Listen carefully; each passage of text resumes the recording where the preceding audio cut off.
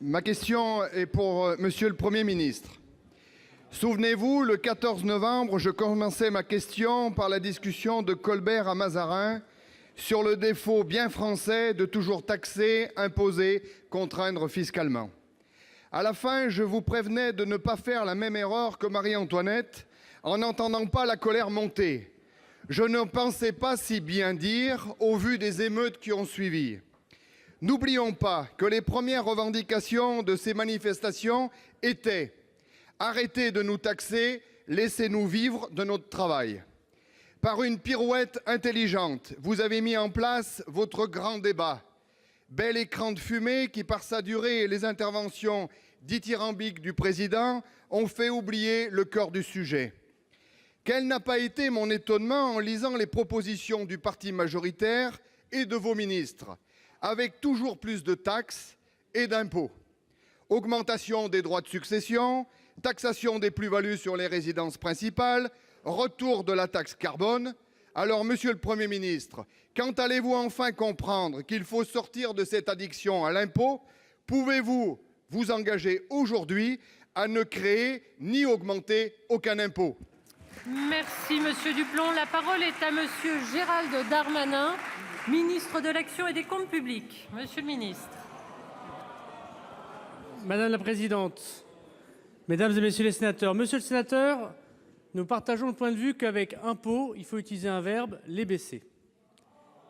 Monsieur le sénateur, nous sommes tout à fait favorables à votre proposition. C'est d'autant plus vrai que vous aurez constaté ce matin que pour la première fois depuis bien longtemps, l'INSEE, ici même plusieurs fois les sénateurs et les sénatrices, à forte raison, ont mis le gouvernement devant des contradictions avec les chiffres qu'a divulgués l'INSEE que nous n'avons jamais contestés.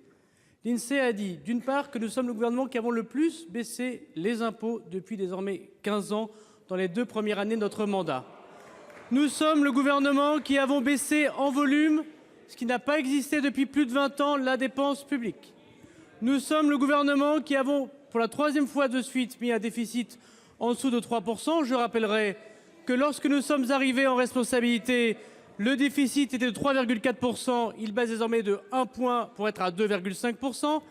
Et malgré tous les prophètes de malheur, nous avons la croissance la plus élevée de l'Union européenne et nous avons terminé l'année 2018 avec une croissance à 1,6%.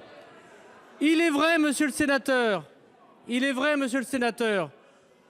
que pour baisser les impôts, il faut baisser la dépense. Et de ce point de vue, il y a beaucoup de croyants mais peu de pratiquants, puisque lorsque nous proposons de baisser la dépense, et singulièrement à la majorité sénatoriale, dans le détail, nous avons quelques quiproquos.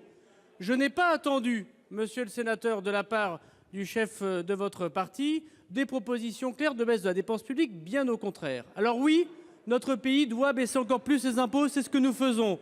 Sur l'impôt sur les sociétés, sur la taxe sur l'habitation, évidemment, sur tout impôt qui demain pourrait gréver notre économie, le Premier ministre travaille sur les impôts de production.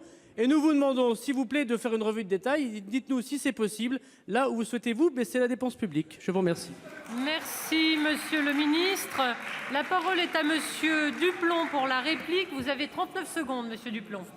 L'exemple que vient de donner Monsieur Darmanin, Monsieur le Premier ministre, est exactement le vrai exemple. L'exemple que l'on ne peut pas se féliciter, malgré ce qu'il dit, des résultats. Avec 76 milliards de déficit en 2018, alors que l'Allemagne comptabilise 59 milliards, avec une dette de 2300 milliards, alors que l'Allemagne passe en dessous des 60%, avec 65 milliards de déficit sur la balance commerciale, alors que l'Allemagne fait 228 milliards d'excédents, le général de Gaulle disait « Quand je me regarde, je me désole, mais quand je me compare, je me console ». Si la première partie de sa phrase relate bien la situation de la France, la deuxième partie, absolument pas.